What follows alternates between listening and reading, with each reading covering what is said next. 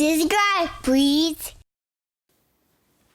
Hey guys, welcome back. It's your favorite Gimp with a Limp, and I am here with part 1 of Thunder in the East. Right off the bat, sorry, I am kind of canted to the side. We're going to zoom in when we get started with the individual units here in just a sec. But do remember, I've got this thing. It's a very large map set out on the table, so as I film the different sections, I'm going to be pulling the camera around, so sometimes we'll kind of be at an angle like we are now, and sometimes it'll be straight on. It just depends, but I'm going to try to give you the best angle possible as I'm covering each one of the different sections. Before we get started, I wanted to show you guys something kind of neat that I've been working at.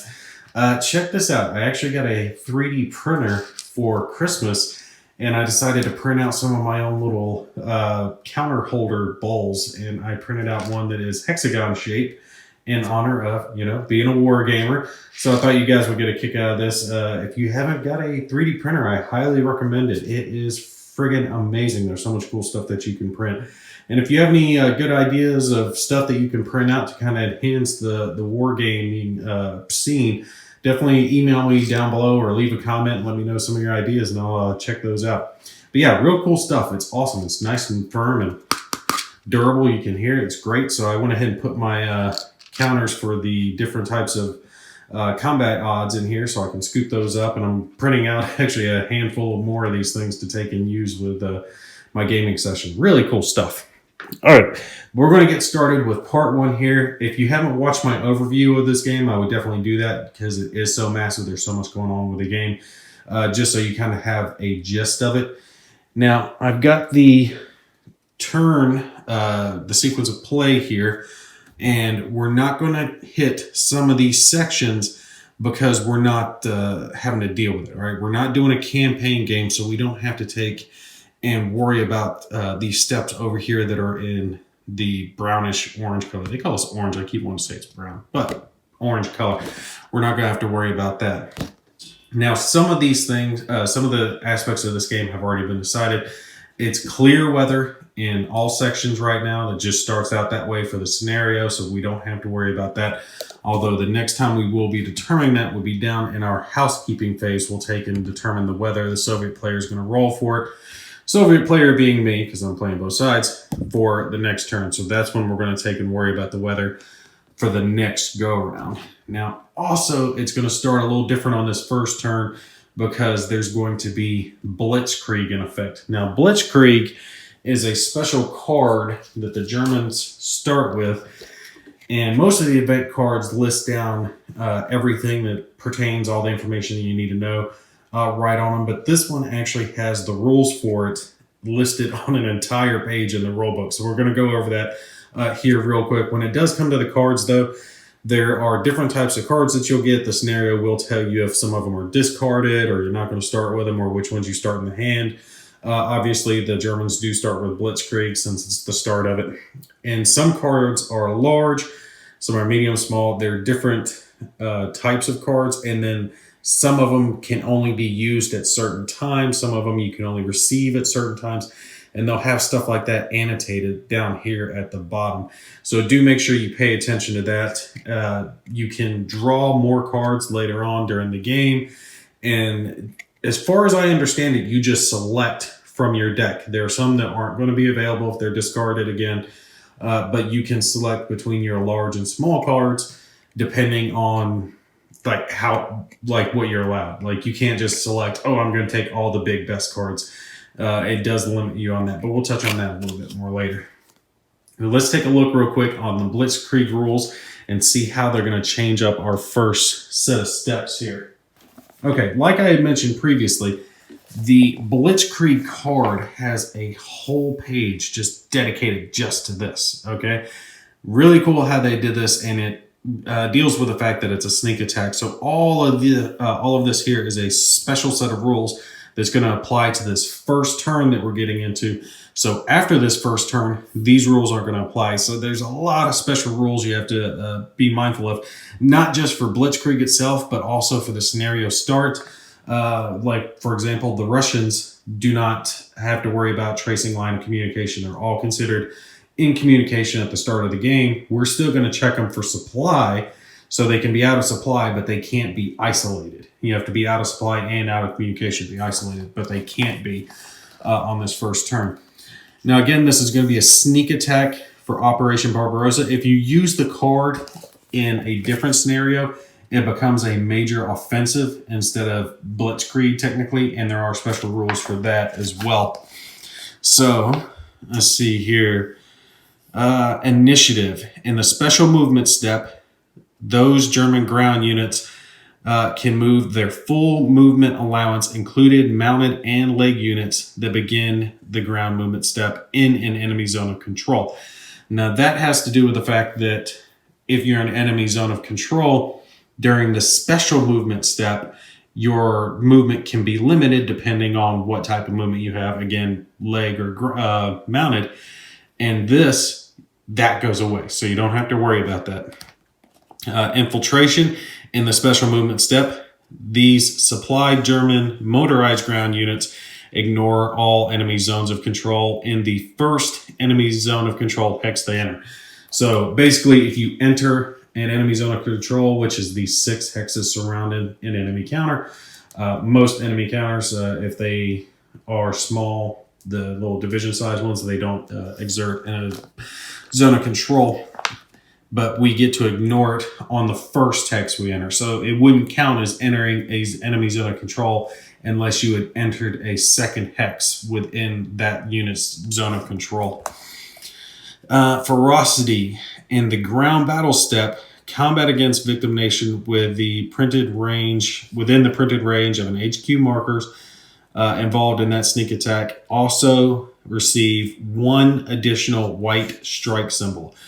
So they're getting that white strike symbol right off the bat, which is a partial result, basically, when it comes to it. And I think that's only going to affect the air step. So you guys let me know if I'm wrong about that down in the comment. But as far as I understand it, that dice, those symbols are only going to affect any air combat involved. So it's going to make air combat more potent in this first step, but I don't think that's going to affect any combat that happens without air units involved. Impetus. In their ground battle step, treat affected German units advance after combat option as a breakthrough instead. That has to do with the fact of how far a German unit can advance once it's actually eliminated its opponent. Like if they have a great roll and they do real good, they can take an advance up to a couple of different couple hexes away. And that's where you'll see, the Blitzkrieg effect come in, where they get around behind the Russian units and they start creating these hammer and anvil, like where you see they've got a little bit of a jet going here. If they were able to push over a couple of hexes and then these units were having to retreat back, well, they're going to be retreating back into enemy zones of control. So that's going to take and cause them extra casualties. So that's a real benefit to have, where you get to go a little farther. Exploitation. These German units ignore all terrain movement. All right, interesting. That's during the standard movement phase. It only costs 1 movement point to enter non-prohibited terrain. So basically, during our regular movement phase, we only have to spend 1 movement point regardless of the type of terrain. Surprise air raids. We're not, again, worried about yellow because yellow is a optional rule. We're doing just the basics. You guys do keep in mind, this is my first playthrough of the game. I've gone over it, time and time again, but I might make an error here or there just because I don't have time with a game of this size to play through it completely, or even really that far, to kind of get a grasp of it. With a game of this size, you really just kind of got to dive into it. Surprise air raids. This turn, Axis fighters in that theater can conduct airfield attacks. Each major air unit conducting an airfield attack mission automatically causes 2 hits, and each minor air unit causes 1 hit. Oh, that's cool. For every hit achieved, the Axis player freely places any one of the victim nation's air units in the destroyed box. So basically, you can try to weaken their air forces. I'm probably going to use my air forces to help push in with the attack, though. Supply bonus during your opponent's supply step on the enemy turn immediately following the sneak attack. German units ignore the victim nation's zone of control for purposes of tracing a line of communication. That means if the German units are back over here behind the Russian units, you normally can't trace a line of communication through enemy zones of control. But in the next turn, like the next Soviet turn, the Germans, when they're being checked for supply, they will be able to do it for that turn. Ooh, I left this on there the other day. I'll take that off. So I confused myself. And muted reaction. During your sneak attack, your opponent cannot fly air missions or play a card until the next Axis player turn. This is big because this means that my air units don't have to worry about being intercepted this first turn by any Russian attackers. So we're definitely going to take and make use of that. I've actually already grabbed out my German bombers to take and get them over here ready for the attack. Okay, so let's start off here with our logistics phase right here at the top. First thing, opponents' isolated HQs dissolve. They're not going to have any of those. Mark opponents' unsupplied and isolated units. So this is where we're checking their supply. And again, when you're tracing your line of communication, you're going to trace it back from the unit basically against their side, whatever far wall you can go to, but you trace it over to the cities for supply. And right now they're all going to be in communication. All Russian units they're all going to be in communication for this first turn. They cannot be isolated, so we don't have to worry about that. And as far as I know, everyone should be in supply. I think I set them up that way. And you guys actually let me know one other thing here in the comments. One of the things about the Russian units was the 8-4 army size units. So these doomajigs here had to be, there's a rule about them not being adjacent during setup and being within 3 hexes of the front line. But I'm not sure if that special rule only applies to just the ones that deploy here, like on where they can deploy, or if that has to do with all of them, because the reserves have to be deployed, farther back and spreading around the map. I couldn't really decide on which way it went with, so I just made sure that the front lines were good, were compliant with that special rule about the 8-4 units and where there are. And the rest of them, there's a few farther back beyond the hex range, the special rule, but not too many. So if I am wrong about that, it's only a couple units that are out of place, so I'm not horribly messing it up or anything. So we'll just take and deal with that later if I am wrong. You guys let me know in the comments. So, oh yeah, speaking of which, of checking their supply, when you're checking the supply, you're going to look from these supply hexes. There are some, let me zoom in a little bit that you guys see. Like this is a city hex that's supplying, but you also get supply from the HQ units, which are these round counters here. Actually, I picked it up. And this one has a radius of 6. So every unit within 6 hexes of this is going to be considered in supply on top of, pull this back over, on top of the cities that take and provide supply as well. So that's where you're looking to see if a unit is in supply or not. And again, this is why you're really appreciating these yellow dice, because it makes it so much easier when you're looking to go, okay, well, this is an 8, 6, because the counters cover up so much information on the board. It makes it a lot easier when you can just take and see very clearly, thanks to the dice, on where your supplies are. And I think all the Russian units are going to be good. There might be a few in the back that might be out of supply, but I'm not horribly worried because we're not going to get anywhere near back there on this first turn, so I'm not going to worry about those guys. But yes, considering we're going 6 hexes from here, 6 hexes from there, 6 here, 6 here, 6 here, that's radiating out all the way over their units. 1, 2, 3, 4, 5, 6 there. This guy's just into supply here. These guys are definitely all in it. 1, 2, 3, 4, 5, 6. Yep, all the way to the front line. I was pretty sure, I checked it the other day. I was pretty sure I had everyone covered. I just wanted to make sure. Yeah, he's in supply. He's in supply. And the ones down at the bottom have supply as well. So we don't have to worry about that on this step. All right. Don't have to worry about that. Repair and recovery. Repair your countdown markers. Now, your countdown markers are these. And when you're taking control of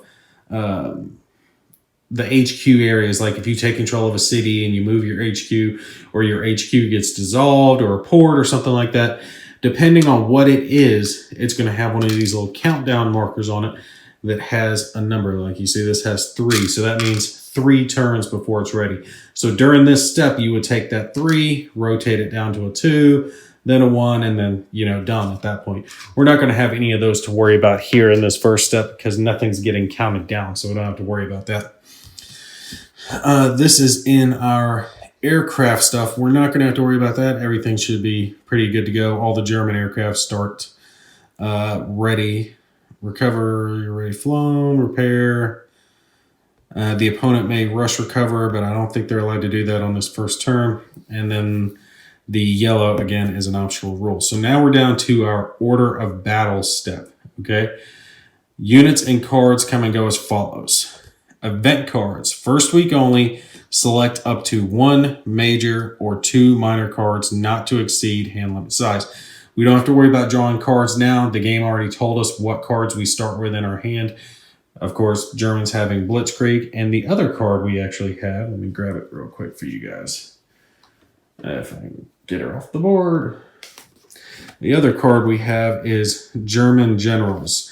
This card during your HQ mode setup to increase attack support shifts of 1 German HQ marker and attack mode by 1, i.e. +1 shift.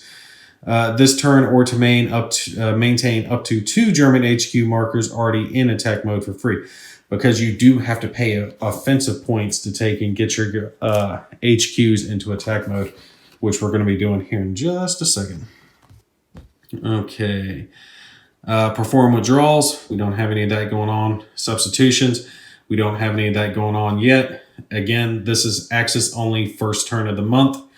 Place reinforcements as instructed in your force pool or map, and you may place 1 free improved defense. The Axis may instead take 1 free, the core Gruppen unit. We don't have any of those to take an upgrade, so we'll take one of the improved defenses instead at this point. Let's see where we're going to go with it. There's a whole little bag of these little things. Back out a little bit.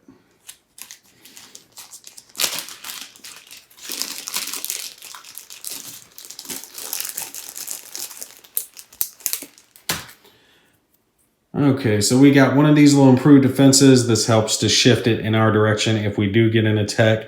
And I probably want to put this somewhere where my guys will be a little bit weaker, just in case the Russians do try to push around on me. Maybe guard one of my HQs just in case. Yeah, we'll put it on. I don't know. Where are we going to go? We'll put it on this unit here. Screw it. Not have to worry about it too much. I want to get down to the battles, because this has already taken us a little while, and I know you guys want to see what's really going on with it. Spend resource points to build, replace, purchase units. I'll take it and put it up in the corner, but what I did purchase, what I spent my points on, was a CA-135 that was in the German force pool, and there is a limit to the amount of points that you can spend, and it's 10% of its pool, but always at least 2, but no more than 10.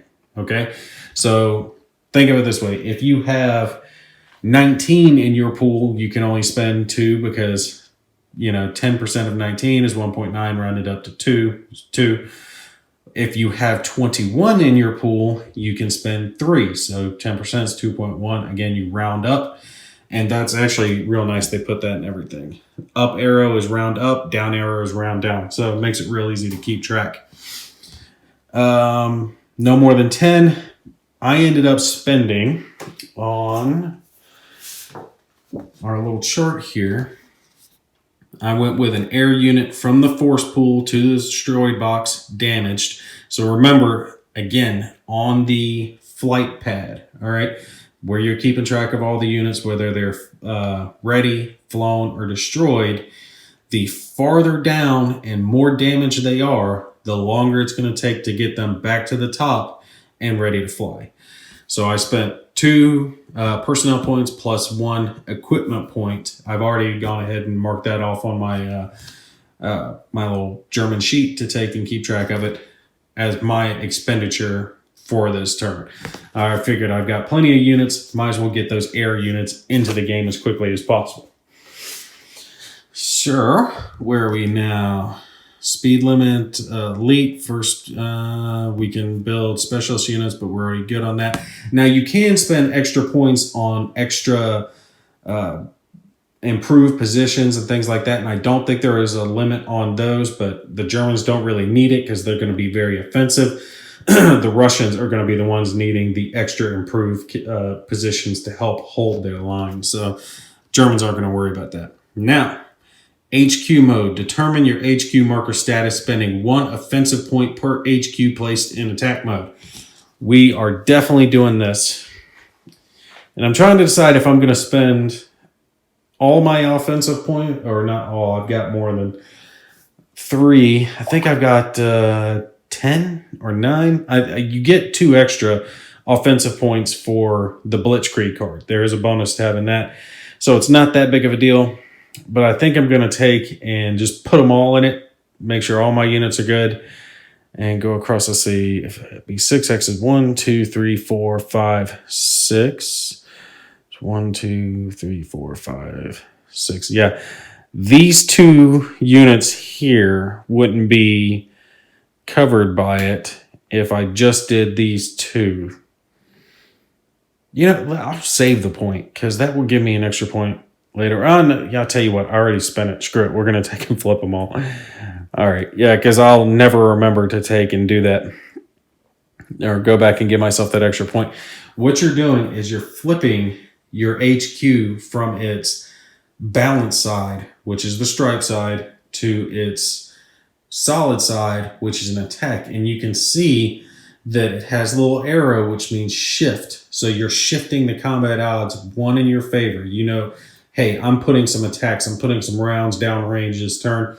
We're going on the offensive, but your supply radius goes down. So you have to keep that in mind. You're not going to be able to supply your units as well if you take and do that. So we'll take and put him in offensive mode as well. Let's see, 1, 2, 3, 4, 5, 6.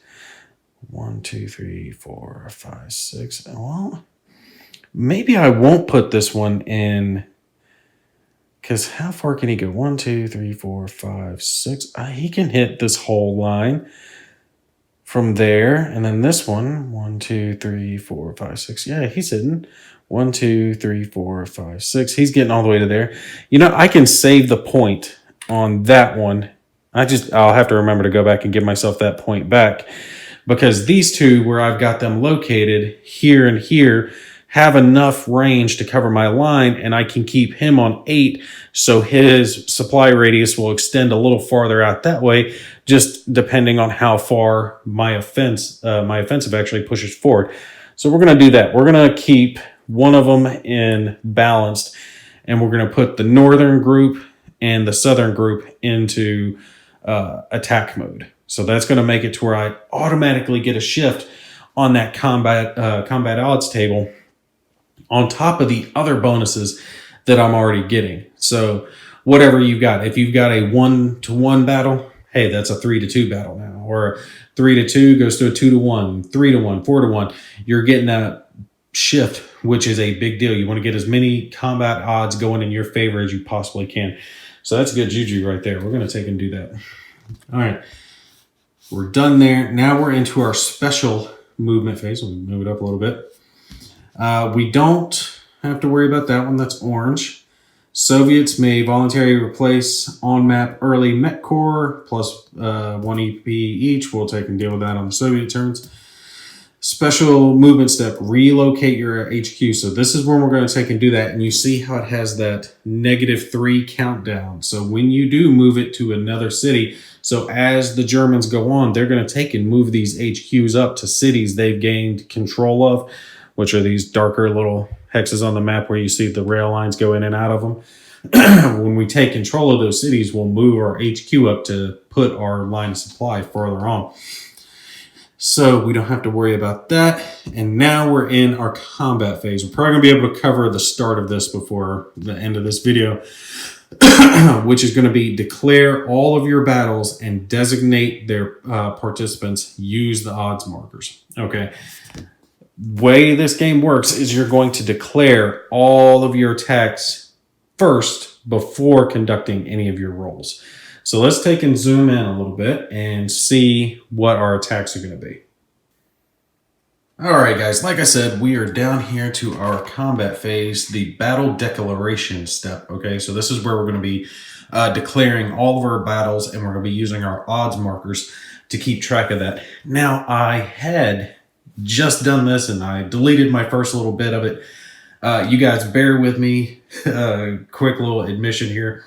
I had forgotten one of the rules to the game when I was taking and setting up the German side, which is that only one major unit can attack across a single hex side.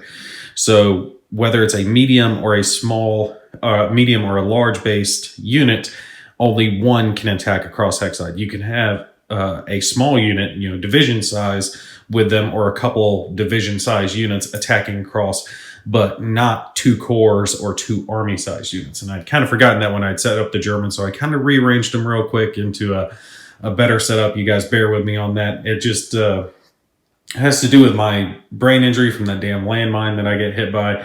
I can deal with the walking with a cane, I can deal with the shrapnel wounds and the hearing loss and the crap like that and the back pain, but the memory loss just drives me bonkers. There's so many times I walk into a room and I just completely forget why I walked in there, and then I'll leave and come back and remember. It's a whole big mess, but I do apologize, but occasionally I'll have a little goof like that. But I caught it, so we're good. I'm re-recording this part. Now you're going to take and go along the line and you're going to mark down using your little odds markers here all of the different attacks that you're going to make. And looking at our chart, let me grab the combat odds chart for you guys real quick. Again, you can see that the odds are not that good. The ones to the far right are big odds. 1 to 2 is the farthest left.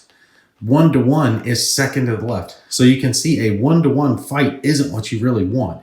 You want to push those odds as far to the right as possible. Get those column shifts as much as possible when you're taking and conducting your combat. So you want to take and stack your units in such a way that you can get the best chance of success as you're going along. Now, like I said, I'd moved around a couple of these different units because I wanted to change it up and make sure I got a good attack off on the Blitzkrieg to show you guys how this is going to work. So I moved some of them. Let's see here. Yep, those are 2 6s. Because since I can only have one of these guys attacking across a hex side at once, it changed a few things. All right, so one, for example, was I moved these 2 Panzer Corps over here. Both of them are 12-9-6 unit, so they could attack each across a hex side into this 8-4 German unit, okay? So that's a 24-8, all right? That's a 3-to-1, getting a 1 shift because of the attack bonus from our HQ gives us a natural 4-to-1 right off the bat, and we're going to deploy some aircraft as well to take and help. And I've got the German aircraft laid out right down here. I went ahead and pulled them off the airboard just to take and have them here. I know I'm going to be throwing them out. And since this is a Blitzkrieg attack, all right, I don't have to worry about any Russian interceptors coming out. They don't get any aircraft.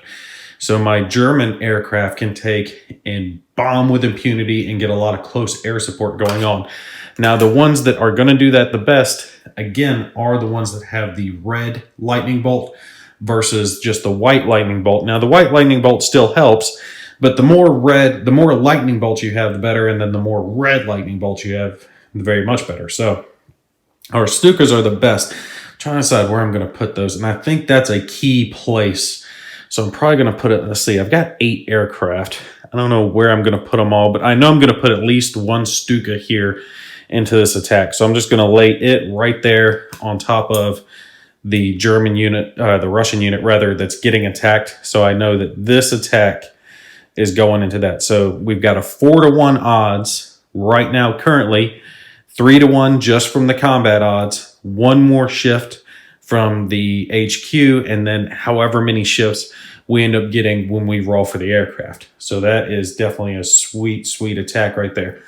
There's no point in me putting an extra Stuka there to have 4 lightning bolts, because you can only have a maximum of 3 dice. So essentially one of its red lightning bolts would be wasted, so we're not going to worry about that. Oh, that's right. I do get 1 free white lightning bolt. So probably 1 Stuka is just going to be good enough there. My goal is to take and kind of do that hammer and anvil thing. I hope to get a breakthrough here, get one of these units across, move them up a couple of hexes. So then when I'm attacking in this direction, I've got a zone of control that the enemy has to retreat into, and I can take and put some hurt down on them. All right, now we're going to attack here and here as well. And we're going to have to put a question mark counter there, simply due to the fact that that is a question mark unit. We don't know what it is yet. And we're losing some attack power because there is a river right here on this unit. This one is attacking across land, but this 1296 is not. It's attacking across a major river, so its attack power is going to be halved. And one other thing to keep in mind is if a unit is halved twice, they don't get to attack. So there are many different little things that can have a unit's attack power being unsupplied, or, you know, river stuff like that. So in those circumstances, if it has 2 of those effects, it basically just can't attack. I think it does still get its defense normally though, so we're going to have that attack. And since he's getting reduced, I know I want to throw a couple of aircraft on it. Let's see, I think the rest of these are all 1 lightning bolt, so it's not going to be matter too much. But yeah, I don't have to worry about it. The rest of these aircraft are all 1 lightning bolt attacks. So we'll throw a couple of our, let's see, JU-88s. We'll throw these guys on there. And they do have the bonus of having that shield icon up in the left. Now that means that they're a tough aircraft and they get a bonus to their air-to-air combat rating. So they can either be like our Stuka here, which is vulnerable. You can tell that with a little 8-ball there in the top left. Or it can be tough, or it can just have nothing. If it's, think of the 8-ball as -1, nothing is 0, and the shield icon as a +1. It abstracts the way that air-to-air combat was performed. Because yes, bombers did fire at incoming interceptors, but their fire wasn't that accurate. So that's just getting abstracted for our purposes. Now, do I want to, I'm going to pan down here to show you guys a few more attacks that I've got going on, but that's going to be my major push right there. Let's see, we've got that one, we've got this one. And I don't really want to take and push too much other stuff. We're going to leave this guy here as defense. And we can probably just take these 2 and attack across into this mechanized unit to try to take and get some get something going on there. So we'll take and put 1 aircraft there to try to help those guys out. That's also going to be a question mark, since that is a question mark unit. We'll flip those over when we get actually into combat. But that's a 10 combat factor, which these units generally are in the 3 to 4 range, the question mark units. So I should have at least 2 to 1 at a minimum, maybe 3 to 1 odds when I conduct that combat. So if I put an aircraft there with them, they should be able to do that. So I can push around this way. And I'm wondering, maybe I could push up here as well into this mechanized unit and get a zone of control in between these big Russian armies. Now, look, don't take and think of me as some abstract tactician and I'm going to be coming up with the greatest ideas. I'm showing you how the game works. All right. That's the basics. But Gimpy is nowhere near a strategic theater master. Okay. I probably would have get my ass handed to me by any of the Russian or German generals in real life. We'll take and have, because I've got 2 6-4 units here. So one can still stay there as kind of guard at my breakthrough point, and there's no river there, so I can attack this mechanized unit without losing any combat factor. So that gives me a 12 with those two. So we'll take and have that as another combat. Pull that around. There we go. So these two will attack. That'll give me a 12. We'll go into him. And I've still got a fair amount of aircraft left, so we'll take and put it here. I'm putting all my ground attack aircraft into this. I still do have some escort, the smaller counters left. A few of them, I think one of them has a ground attack ability just in case I need it on the following turn for a very crucial key attack. But next turn is probably going to just be using the escorts to intercept any Russian attacks that come in and kind of guard the holdings that the Germans get on this round. So I'm trying to push them back in every way that I can. I think that's going to take care of my attacks up here. We're going there, we're going there, we're going here, and then we're going here as well. Let me take and pan down. I've got 3 more aircraft and a few more attacks down over here. We'll get shown to you guys. Okay, pan down a little bit. And let's see, I know I had some crucial attacks over here. One of the problems with this is that there's a river running all the way around here, and it goes up to here and then pans around the Russian units. So any attacks across here aren't going to do me any good. So I did take and set 2 12 by 9 by 6 units of the Germans here in the same hex. So this one I'm going to be able to take and go ahead and use the change box on this turn. Instead of having them attack across and, expand out, I'm just going to leave them where they are because their attacks would be, cut in half going across that river. But if I upgrade them into a 24, their attack would be cut in half to a 6 because only one could attack across. But if I upgrade them to the 24 counter, then it gets cut in half again to a 12, and I can have other units attack around them to help boost up that attack on the following turn. And then I'll probably take and cut this HQ alone into a attack mode the following turn to take and try to push through across this river as well. So we'll consolidate the holdings here on the left and then push through here on the center. But we do have some good moves we can make here in the south. So I've got all these guys right here, and we're going to take and try to cut across right here on the this mechanized unit, this Russian mechanized unit, and have one of these 1296 units from the Germans get behind this Russian army and have them just get ruffle stomped by these guys attacking across. All right, so this is also going to be a 24 level attack, 12 and 12 against their question mark. So that's going to be a question mark. We're going to hit them with some aircraft. And let's see. I know this is a key one that I want to succeed with, but this is a key one I want to succeed with. So I don't know which ones to go with. I'll tell you what. Well, to crush this guy, I have to take and get there. So we're going to take our last Stuka, close air support, all right, the Ju-87, and we're going to put it here on the one that I definitely want to take and get the best chance to get across and get behind this Russian army. And then we're going to take our other 2 aircraft. Let's see what we got here. We've got another Ju-88 and a Heinkel 111 that we're going to take and come across with as well. We're going to come across with them as well and take and attack this Russian army unit here. Again, I'm just putting them on it to designate where they're attacking so I can remember specifically what hex. So we're going to have a 24 level attack coming here into this Russian mechanized, and then we're going to have another 24 level attack, and there's no rivers here to worry about, okay, to take and get onto them.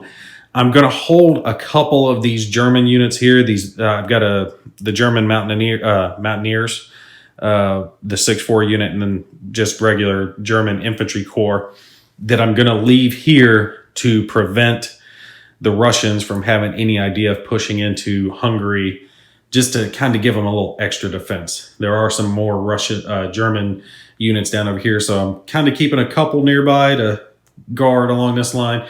The Romanian units are a lot better than the Hungarian units. The Hungarian units, a good chunk of them start off reduced. I think a 4-4 is the strongest unit they have, so they really don't have much. I don't want the Russians trying to cut in around behind me, but they're going to get stomped so much along this line that they're probably going to be pulling back to try to have these units hold it. So that, I think, should take care of our attacks. You'll notice that I am not, let's pan out a little bit. Sorry again for the glare over there, but I had it set so you guys can see here. I'm not declaring any attacks along here due to the fact that neither Hungary nor Romania can declare attacks during the startup of the Barbarossa campaign. I think they have to wait until the following month till they can take and actually attack out. Until then, they can only take and go on the defense. So this takes care of our combat step when it comes to our battle declaration. And the opponent's reaction step, this has to do with they would take and send out their interceptors to defend against all that close air support that I just laid out across the line. But again, the Blitzkrieg and the starting rules for this scenario prevent the Russians from being able to use interceptor aircraft on this turn. All right, they don't get to take and use any of their aircraft until the following Axis turn. So it makes sense for me to take and go balls to the wall, put all my counters out on the board right now, and get the German attack going as hard as possible. All right, so we're going to probably pick up with part 2 with the actual air combat step. We'll take and get involved with the bombers and see what's going on with that. Since these guys are doing close air support and there's no interceptions, we're just going to have to worry about how much support that they're adding to the combat, which again is going to be in these dice. We're hoping for, red lightning bolts or the shift symbol. That's really good. That gives us combat shift. Where's this? The armor symbol is a good one to get because that, as long as we have armor, which most of these are panzer units that are attacking across, as long as we have armor, that gives us combat shift as well. There is a blank side on the die, and again, I mentioned it previously, but this is a okay side. It's not the best. Your aircraft gets damaged, but it does get to contribute its combat factors. On the following, not the Russian turn, but the following Axis turn, you guys should be able to see how air-to-air combat is going to work. I'll make sure and pop some units in combat on that one, so you'll see that if there's a close air support mission and then there's interceptors, and if there's an escort for the close air support, basically it's whoever survives that air-to-air combat, they get to contribute their factors to the ground combat. But you guys will see how that works probably in part 3 after we finish off with the next Russian turn. All right, that's going to be it for this video. You guys stay tuned. We're going to take and pick it up with the specific attacks cutting across the line and see how far back we can push the Russians and see if we can get a little hammer and anvil action going on. All right, you guys take care. I'll catch you in the next one.